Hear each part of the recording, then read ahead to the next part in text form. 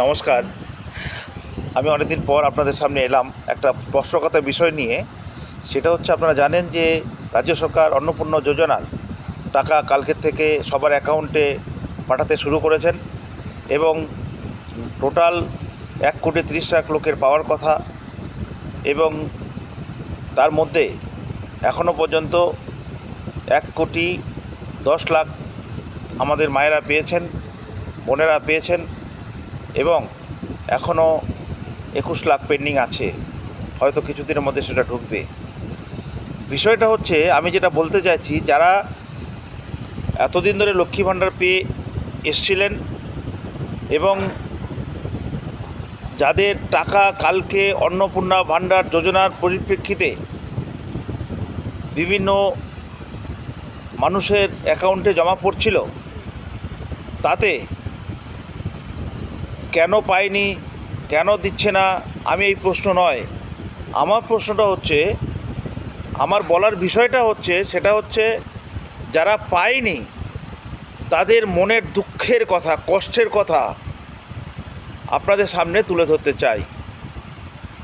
আমি বিভিন্ন মানুষের সংস্পর্শে এসে বিভিন্ন মানুষের কাছ থেকে যে আমি সংগ্রহ করেছি, আমার পরিচিত বন্ধুবান্ধব এবং আরও অনেক মানুষজনের সাথে আলোচনা করে যে কথাটা আমি পেয়েছি, আমার কানে এসছে, আমি শুনেছি এবং এখনও শুনে যাচ্ছি। যারা পায়নি তাদের মনের অবস্থা কিন্তু খুব খারাপ, মানসিকভাবে ভেঙে পড়েছেন এবং অনেকে না খেয়ে কালকের থেকে এখনও পর্যন্ত ভিডিও বানানো পর্যন্ত এখনও একজন খায়নি এবং কান্না করছে, পারিবারিক অশান্তি দেখা দিচ্ছে এবং এতটাই দুঃখ পাচ্ছে যে মনে হয় যেন একজন তো বলেই ফেললেন, না জানি আমার হার্ট অ্যাটাক হয়। সত্যি বলছি, বিভিন্ন মানুষ, বিভিন্ন মায়েরা যারা যে টাকা পাননি, তাদের মনের ব্যথা, কষ্ট, দুঃখ এতটাই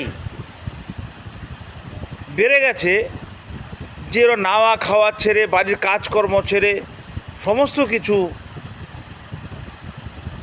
দূরে সরিয়ে রেখে তারা মন খারাপ করে কেউ শুয়ে আছেন, কেউ বসে আছেন, কেউ কান্না করছেন, কেউ চোখের জলে ভাসিয়ে দিচ্ছেন। মারাত্মক অবস্থা। সামাজিকভাবে আমাদের সমাজ সংস্কার হিসাবে যে প্রকল্পটি সরকার চালু করেছেন, সেটা হচ্ছে কল্যাণকর প্রকল্প এবং প্রত্যেকটা মানুষের যাতে সুবিধা পায়, ভালো হয়, সমাজের যাতে উপকৃত হয়। কিন্তু বর্তমানে যারা পায়নি তাদের যে মনের অবস্থানটা, তাদের যে মনের খারাপ লাগাটা, সেটা ইমিডিয়েটলি কী করে দূর করা যায়, এই বিষয়ে সরকারের যদি নির্দিষ্ট কোনো করার থাকে তা নিশ্চয়ই করবে। কিন্তু আমি যারা পাইনি তাদেরকে বলবো, আপনারা ধৈর্য ধরুন, সবাই পাবেন। আমার মনে হয় এটা ব্যক্তিগত মত, রাজ্য সরকার কাউকেই বঞ্চিত করবেন না, যেহেতু এটা ঘোষিত একটা প্রকল্প। সেই জন্য আপনারা আপনাদের কাজকর্ম, আপনারা স্বাভাবিক জীবনযাপন করুন, আপনারা ঠিকমতো বাড়িতে থাকুন, কোনোরূপ চিন্তা টেনশন না নিয়ে আপনারা